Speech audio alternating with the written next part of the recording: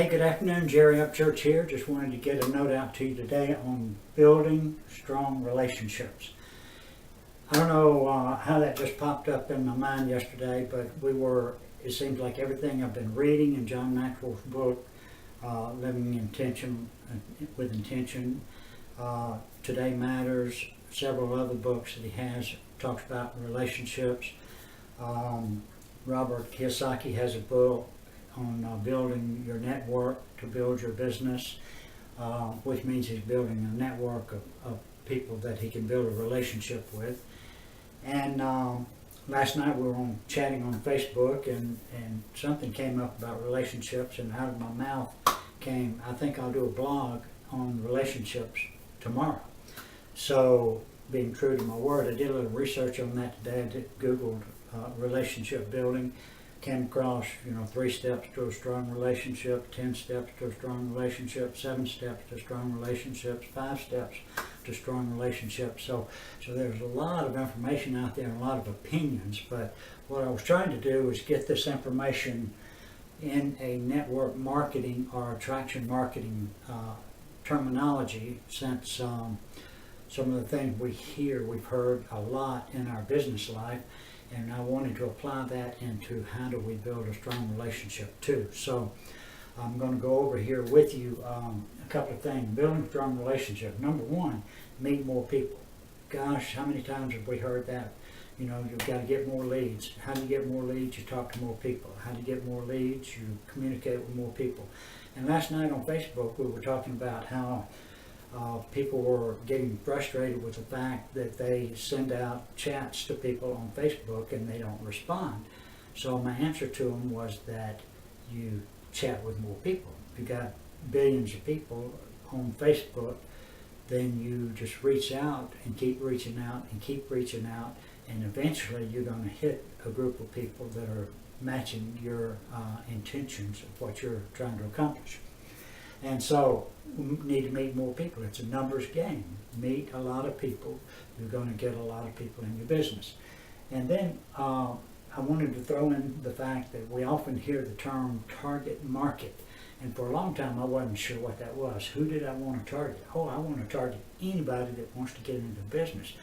But the more I've learned about it and the more I read about it, a target market should be somebody that sort of matches our intentions and matches our personality types and matches what we enjoy doing, because we're not ever going to build a strong relationship with people that are totally opposite of us. So our target market is typically people that are similar to us. And that's what I'll put down here, that our target market would be somebody that maybe has the same personality type. There's a lady named Florence Littauer that has written books on Personality Plus. And in these books she talks about 4 personality types. And as she goes over the personality types, we can actually pick ourselves out. We're generally not just one personality type, but we may be 80% sanguine and 40% or 20% melancholy, or we may be phlegmatic and caloric, and we're generally a mixture of some of these personality types. But we tend to want to attract and build a relationship with people that sort of match us and our personalities, even though we grow mentally and spiritually and emotionally and grow in strength and knowledge by being associated with people with different personality types and different beliefs.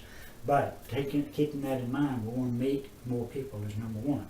Number two, we talk about things that matter to us, and that sort of goes along with the personality types. Is we want to build a group of people that believe like we believe, that we believe that we are in a great market, we believe that we've got a great business, we believe that we're going to be successful, we believe we want to be in internet marketing. So all of these things that we believe, we want to be associated with people that talk like us and believe like us and are excited about the opportunities that we get excited about. Number 3, express our vulnerability. Now by that it means that people like to build relationships with other people. humans to humans, and there's never been but one human on earth that's been perfect.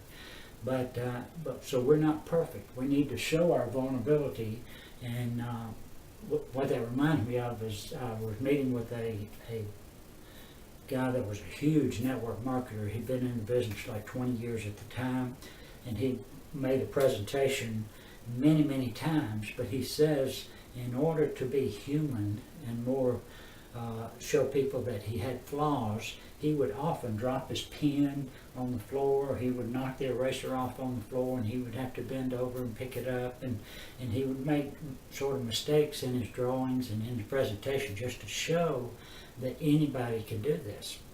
And that's what we want to do. We want to express our own vulnerability to people that we're trying to meet up with, and they'll relax around us and begin to want to associate with us more. The fourth thing is have integrity. Integrity is everything. And integrity means that we're honest and we've got morals. So that reminded me of a case where I was talking to a guy one day, and I was telling him, I think I want to do this business. And he said, well, who did you talk to first about the business? So I told him who I talked to first. And he said, well, if you did talk to him first, then you need to be in the business with him. And I'll help you all I can. And I'll be available to answer your questions. But since you talk to him first, you get in the business with him. That was integrity. So number 5 is to be there. Now what we mean by that is when somebody has a question, be there to answer it. If somebody wants to Skype with you, be there to Skype with them. Somebody wants to do a Google Hangout with you, be there to do a Google Hangout. If somebody wants to talk to you on the phone, text you, or chat with you, be available to answer their question, because to them at that point in their life, that is an important question that they need an answer for. So be there for them. And as I mentioned, I was reading several books, and I'm really hung up on John Maxwell now. I've been reading about 2 or 3 of his books at a time. And I mentioned that we're going to be teaching his book, Living a Life of Intention, Intentional Living, in our small group sessions at church starting in February. So we'll be getting into that book a lot more. But in there today, I was just glancing through there, he said, we got to remember that we're dealing with people. And as we're dealing with people, we know that people are insecure. So we need to give them confidence.